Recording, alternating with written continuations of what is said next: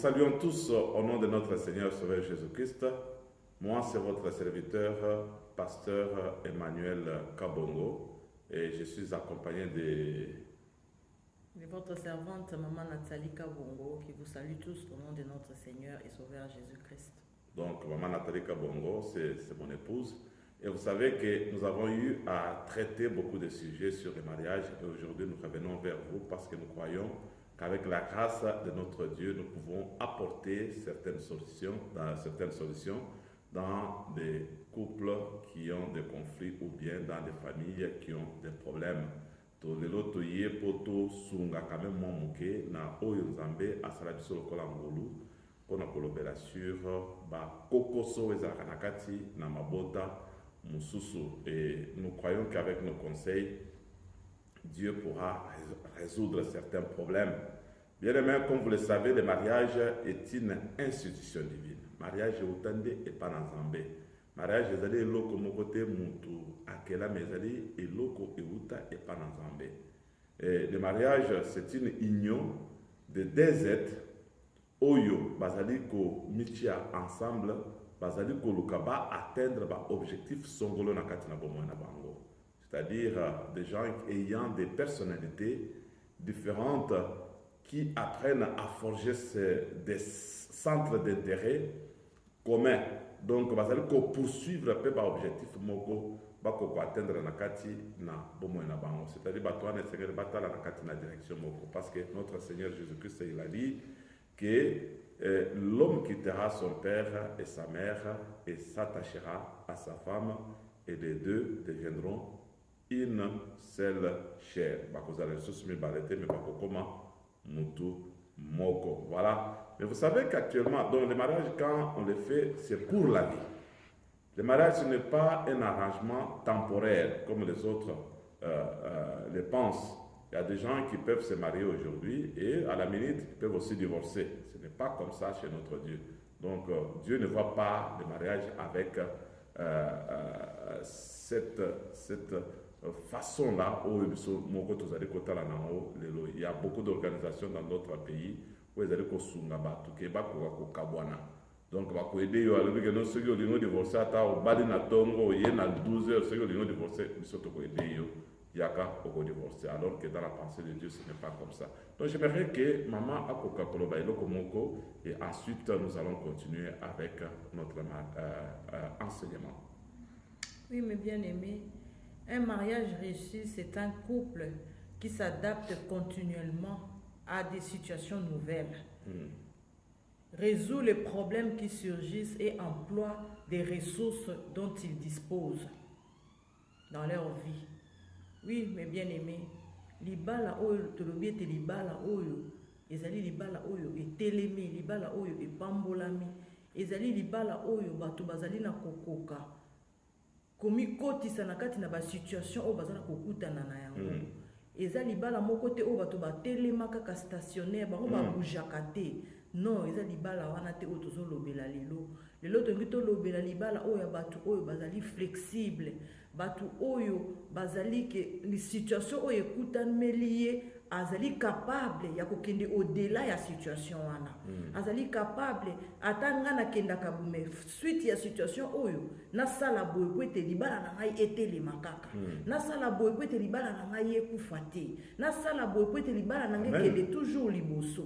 Lolenge wana ya libala wana nde biso tokito lobela na mokolo na lelo. Amen. Alors, mais tous allez na point moko sengeli tolobela lelo, des points que nous allons développer aujourd'hui, c'est la colère, maman. Je pense que c'est un point qui a détruit aussi beaucoup de couples aujourd'hui. Au moment où kanda wana, donc la colère. Vraiment, tokolobela neke papa uti koloba pona colère. Yango na lingi eta avant to kota na kati na sujet na biso ya colère. Totanga nanu makomi na nzambe elobi na biso nini. Totanga na Proverbe 14, le verset 29. Natangi na kombo na Yesu. Celui qui est lent à la colère a une grande intelligence. Mais celui qui est prompt et s'emporte proclame sa folie. Oh mes bien-aimés. Balobete oyo azali vraiment na motema komi kitisa pona kanda. mutu wana aza na mayele mayele mingi oyo omonaka wana kavandi kimia azolinga te amata babike mutu wana nde aza mutu ya mayele po ayebi ete ntango moninga aza na kanda ngai ifu nasala nini ifu namikitisa po soki bato mibale bamati moto ekopela me ye andimi ete na miniti wana ye azala mutu na mayele apréserve libala na ye andimi komikitisa andimi kovanda kimia ndenge mama oti koloba mutu mosusu okomona soki azali oyo azali na kanda mosusu omoni amikiti akiti nde moti olobaki oyo azali lent à la colère azali na une grande intelligence. Alors colère yango sikoyo c'est quoi? La colère c'est quoi donc au fait? La colère est une émotion comme la tristesse, mes bien-aimés, comme la joie, comme la douleur.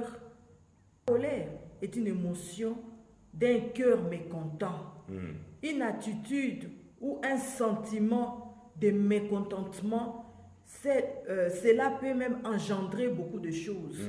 Tant que nous sommes en kanda, pour ezali des sentiments.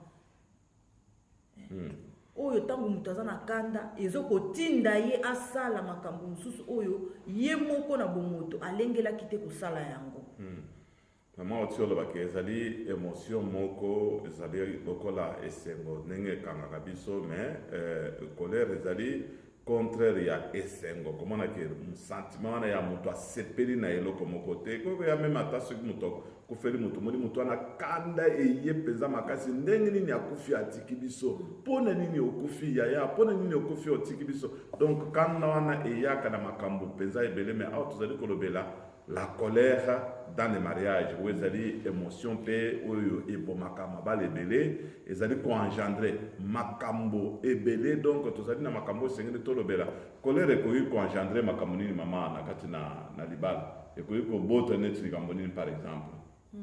Ya liboso tokolobela colère ekoki kobota tristesse lolenge tokutaki kolobela yango na kati na définition topesaki mpona colère ke yango ekoki kobota tristesse. Ya mibale tokoki na koloba ete ekoki kobota la résistance. Omoni ke mutu akomi résistant na biloko nyonso. Donc eloko nyonso o moninga kosala ye azomona ngo kaka na lolenge ya mabe. Donc il faut aboya kaka. Ate eloko wane ezali malamu. Donc sans même à réfléchir mais assez atie déjà libaya. Kola kanda ezali déjà na kati na ya komo résister na nyonso ezala malamu. Ezala mabe et comme donc il faut résister car c'est pas ici comme il faut aboya à cause de la colère. Donc comme vraiment résistant à résister na eloko nyonso oya ko résister ata ba pese mécanisme ko ezali malamu azali ka ko résister wana ezali donc eloko moko di makana kanda o muto azali na wana kati na motema ou bien kanda o muto asi atomboki alobi akomi vraiment résistant ko bota sunini et kokina ko bota pe dégoût. Ozomona ke mutu supporter les sous moninga te. Vraiment kanda wana ememi eke a dégoûté penza mobali na ye to a dégoûté penza mwasi na ye alingi lisusu kutu komona ye te. Sentir ye te. Pona nini kanda wana emataki mingi na kati na ye eke ye azo supporter lisusu komona ye te. Ata nde aye kosenga ta bolimbisi me azokoka lisusu ko supporter te po ete kanda esi emataki mingi na kati na ye eboti dégoût wana na kati na ye. Tokolobela pe lisusu pona esprit ya abandon. Mutu akomi komimona ke azali rejeté. Pe soki ye moko azokomimona kaza rejeté azali pe prêt pona ko rejeter ba mususu. Pona kanda wana. Donc mutu alati esprit wana donc ya abandon. Parce que quand les années a abandonné Bananaye, quand les années a abandonné Monsinaye, ou bien quand les années a abandonné Mobalinaye, quand les années a abandonné Bananaye à cause de Kanda aux années donc, tu veux même abandonner, tu veux bien en sens à rejeter Mobalinaye, à rejeter Monsinaye, à rejeter Bananaye à cause de Kanda aux années donc voilà un peu donc et l'eau comme sous et comme à Katina Mabote Belé, le lot Kanda et détruisa Batu Ebele. Ce qui total IP, tout ça comme on appelle et bota capé mais bien aimé vengeance. Kanda wana evanda ki tellement mingi na Katina Mabote. Fona se venger kaka. Gai na kola kisa. Ngai fona la kisaye kaka. Akoye banga na zana. nakolakisa ye mpona nini kanda ese mataki kati na motema na Et ye. déjà ceux qui na kati na libala ya comme déjà esprit ya keno ngai fona lakisa ye wana zali sur libala malonga te parce que nous avons dit que nous devons avoir ba centre d'intérêt où ils allaient commun et c'est que toko ko s'efforcer pour être total dans la même direction pour atteindre les objectifs oyo ekoki koconstruire libota na biso ndenge tolobaki na introduction na biso ndenge tozali koloba awa. Mais soki okomi déjà na esprit ya vengeance yo maman yo papa na esprit ya vengeance ke esengeli nalakisa ye esengeli oyeba déjà ke no moyini asi akoti déjà na kati na bino moyini wana tobengi ye kombo na ye kanda. Donc esengeli to tokopesa baremede mpona kolakisa ke no moyini wana esengeli kobengana ye na kati na libota na bino. Yango ebotaka pe esusu eloko mosusu oyo toza komona pe mingi la violence. La violence Ezali penza mabe makasi. Tango mutu kanda wana ese vandi kati na akomi prête akosala eloko nyonso oyo eza na koyela ye na makanisi. Okomona penza violence wana papa akoki kosala violence sur maman comme pe maman pa akoki kosala violence sur papa. Ezali ndenge wana ezali vice versa. donc soki aseliki azwi manzaka tie mutu so mutu aseliki omoni donc ngai soki naseliki foka napasola ata eloko moko na kati na ndako ngai soki naseliki fo napanza omona mutu mosusu aseliki amati likolo amesa mama amati likolo amesa po akende oloba bien donc soki aza na se bakomona bien te donc soki aseliki fo amata likolo amesa atomboki mpenza. Donc on parle de la violence faite à la femme oyo bazali kolobela lelo. Il y a aussi la violence oyo bazali kosala mpe na mibali basi mosusu bazali vraiment très violente. Donc au moins na mbeli ekoki kobima bien aimé nasi nakenda na ndako moko nalobi kaka non papa tobondela ndenge nini na libota papa bia awa eza mpenza malamu nyonso eza nango mpenza bien. Namona kaka mama abimi kuna na kati na cuisine bisika azalaki amibwaki na kati na salon abandi baloka na se abiki azalaka kaka ndenge wana hypocrisie soki amoni bino basali na nzambe nyonso eza kaka bien nyonso eza bien mais alingaki aboma ngai na ndako oyo abimisalaki nga mbeli alingaki aboma ngai na kanda oyo ezalaki nango bisenge nazaki na sikoyo tokobondela ndenge nini mama aye abimisi makambo awa wana papa bisika azalaki donc moyen ki akanga lisusu mama ezalaki te mama abimisi makambo nyonso ndenge ezalaki wana e au lieu ke tobondela tobandi kotraite siko problème oyo bazalaki na yango bien aimé kanda ezali eloko moko okoki kobomba te parce que ezali kodétruire lelo libota na yo ndenge tozali kolobela yango na minute oyo tokoki kotanga mpe na kati. Oui, tokoki kotanga na Proverbe 15, et verset 18, et le était un homme violent excite des querelles, mais celui qui est lent à la colère apaise les disputes. Oh, gloire à notre Dieu. Amen. Un homme violent. Yé akoloka comment na mobali muso soit na kapena. Donc wana ko sana tout ce qui a tomboka na kanda na ye abandi ko tomboka donc ma abungi sina oyo personnalité na ye ya mobali autorité na ye ya mobali ebungi. Pourquoi? Parce que azali mutu moko violent. Bien aimé, la violence faite à la femme aujourd'hui. La violence, vous allez faite le lot na bana, vous allez fait même na mibali le lot. Boye ba ke ezali na origine na yango. On comprend parfois que vous allez la violence faite à la femme. Allez, tout ça va marcher, la violence faite à la femme. Mais nous ne traitons pas la source où ezali ya kanda wana. Où vous allez parce que violence ya ka suri mutazali na kanda. De muto asiriki. Alors, source ya kanda siko ezali nini? Peut-être toi ba siko ko traiter les kamomoko moko. Bien que nous n'allons pas terminer aujourd'hui, mais j'aimerais que l'on parle un peu des sources, de certaines sources où il y a kanda la kati na bomo ya bato. Oui, mais bien aimé, tokomona pona source kanda ndenge papa uti na koloba. Source ya liboso za na koloba na biso nini lobi ete. La source de la colère, elle peut être génétique. Donc quand nous parlons génétiquement, donc eza eloko moko oyo ewuti na baboti, ewuti na kati na lignée, ewuti na kati na famille na yo. Okomona mutu mususu ete ngai ka ndenge omona kana silika boy, papa na nga pa nda ko silika kaka boy. To mama na nga pa nda ko silika kaka boy. Donc eza lokola eloko ya famille. Donc kanda wana oyo yazalaka nango ezali kanda oyo azwango na makila na kati na libota na ye bazaka bato na kanda. Azali ko se vanter pona yango beke kanda na biso famille oyo ezaka ya biso famille oyo ezaka papa na ngai o koko na ngai pe azaka pe na kanda bo ngai biso se to siliki donc ezaka somo. Donc il trouve que c'est normal d'être en colère comme ça alors que la colère détruit beaucoup de mariages. La colère détruit beaucoup de couples aujourd'hui. Regarde maintenant dans un couple, quand on détruire à cause, parce que Euta est pas à papa, Euta est pas à maman, Euta est pas à coco, t'as le long et ça détruire du botanayo. Est-ce qu'il y a un remède pour ça? Oui, eh bien aimé, il y a un remède. Lorsque la colère est génétique, nous avons un moyen efficace, plus que les médicaments du monde. Plus que toute suggestion de la science. Amen. Ces moyens, mes bien-aimés, c'est la parole de Dieu. La parole de Dieu. Qu'est-ce que la parole de Dieu nous dit? Jésus est venu libérer les captifs. C'est ce que la Bible dit. Alléluia. Alléluia. Il est capable de libérer de cette captivité. Nous a donné un esprit doux. C'est ce que Jésus-Christ nous dit. Nous n'avons aucune raison de justifier notre colère. Nous n'avons aucune raison de justifier notre colère. Mais bien aimé, il est venu libérer les captifs. Les captifs, ils comme captifs à cause de parents ou bien des arrière-parents. Mais aujourd'hui, Jésus est venu pour te libérer. Si toi-même tu acceptes que non, et la libération. Non, tu as libéré, c'est-à-dire aya fongola basinga wana wezeli yakanda. Donc a fongola yango de façon que vous allez libre. Libota na wezala esika moko ya esengo. Libota na wezala esika moko mutu akoya abali kana musuki ozu yango ezali ko se répercuter. Ezala na bato musala, ezala na bato nyonso bakoya kotala yo okomi kanda parce que ezali kanda moko ya famille esengeli osala tout o se libérer na yango na kombo na Yesu Christ. Tout ça comme on a que kanda mususu me bien aimé. Les alliés peuvent provenir na ba incompréhension quotidienne, na ba situation où tout ça na kokuta na kanango mokolo na mokolo. Eza kopesa kanda. Ta mususu na ba parole ya mabe oyo ba pesi yo. Aloba mbeli.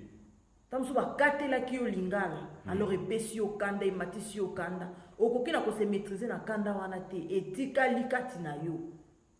C'est-à-dire, na kati na mariage, et sengeli tozala quand même na maloba o ezali assaisonné du sel de tolobela ki yango la fois passée. Ce qui moi si azali maloba mabe et kokipe ko matisa kanda ya mobali ou bien ceux qui mobali azali na maloba mabe et ko matisa pe kanda et pas ya mwasi. Donc maloba o tozali ko bimisa ba situation o tozali ko affronter na kati na libota na biso et c'est ba situation moko ezali ya malam kozala na maloba moko ezali assaisonné du sel temps ozali ko loba na molonga ni na yo parce que si ozali ko loba maloba moko ezali maloba boyo katelier lingala aloba boyo katelier de je sais pas si ba katela un peu français je ne sais pas donc ils ont représent malam te ko mona que sala ka bien te na kati ko mona que ezali ko matisa motu kanda tozali pe na cause elle peut parfois naître des soupçons ou de mauvaises intentions que l'on a envers l'autre.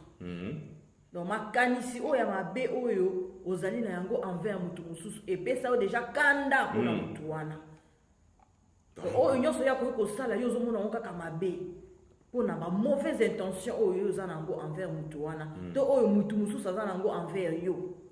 Les soupçons. Est-ce que les soupçons c'est acceptable dans un couple? Non. Que vous allez soupçonner mon ingana.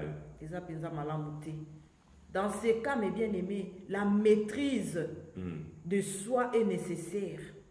Avant de prendre une décision conséquente, nous devons vraiment demander à Dieu. Tozo senga penza oza na maîtrise de soi. Oza la penza mutumoko oyo ozali vraiment ya komi kitisa. La maîtrise de soi, c'est un fruit de l'esprit que beaucoup de gens manquent aujourd'hui. Dieu veut quand même sauver un couple. Nabisika tozala maîtrise de soi. Ozali kozanga yango yo ndeko mwasi. Maîtrise de soi, ozali kozanga yango yo mobali, ndeko mobali ozali kozanga yango. Ozali ko que dans ces cas, oyo tozaka kaka na ba soupçon à tout moment. Muto bima boy, o soupçonner, azonga soupçon, abanda na ndako soupçon. Balobi que dans l'amour il faut soupçonner. Non, dans l'amour, il ne faut pas soupçonner. Pour ceux qui osent toujours quand on a makanisi ozoa. Ceux qui abimi kwa kosala bo, ceux qui osa souper na confiance na mututé et pour ma pesa mabe. Et pour ça la pesa sous malamu mingi depo au l'écoute o la na kimia yomoko okomi bendela sous ba problème. Pour ozo kanisela yeka kamabe ata kei na nzela oza ya malamu. Mais le kolo za na confiance na été ozo kanisela yeka kamabe. Donc, eza penza malamu mingi te po ete soki oza na construire ndenge wana, en tout cas ekozala vraiment pasi oyeba na vivre na vie moko oyo ezali durable, vie relation moko boye oyo ezali penza ya koumela po na nini ozali na kosala confiance te ekozala penza bien te. Mais bien aimé, je pense que zana verset moko ezali koloba na kati na 1 Corinthiens chapitre 13 verset 5 bazali koloba que l'amour ne soupçonne point. Ce que vous allez na bolingo okoki l'amour ne soupçonne point le mal. Wana ezali pe sujet mobimba tokoki koetale yango tolobeli yango mingi mais lelo tozaki nanu kolobela sur kanda tomoni ke ba point ezali mingi oyo esengeli tolobela sur thème oyo mama akotanga akopesa pe moi conclusion moke parce que makambo ezali ebele tokosala émission oyo na deux parties toko continuer prochainement toko continuer kolobela sur kanda parce que bamosusu bato na eske kanda ezali lisumu ou bien ezali lisumu te mais toko lobela sur makambo nyonso wana na mikolo ezali koya mama akotanga et puis apesa moi conclusion lobela lisusu moke sur kanda. Je lis au nom de Jésus. Il ne fait rien de malhonnête. Il ne cherche point son intérêt. Il ne s'irrite point. Il ne soupçonne point le mal. Donc ça c'est l'amour. Tant que vous avez na bolingo, l'amour ne soupçonne point le mal. Moi au ko le siko et le connu concernant kanda parce que tout ce monde est détruire ba bota et belé. Donc les ba famille belé parce que à cause ya kanda mutu so bano ah ceux qui nazaki mayele bel na silika ki na silika ki wana te.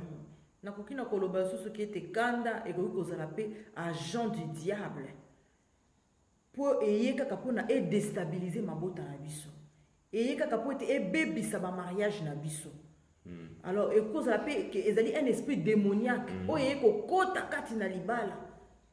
Mais bien aimé, molimo oyo ezali ya mabe eyaka te pona eyako bénir mabala.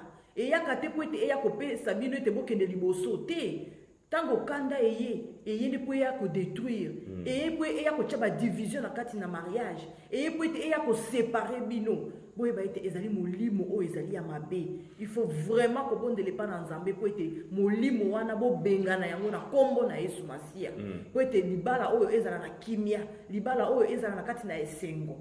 Le voleur ne vient que pour détruire, égorger. Il vient que pour voler, détruire et égorger. Le voleur ne vient jamais pour bénir les couples.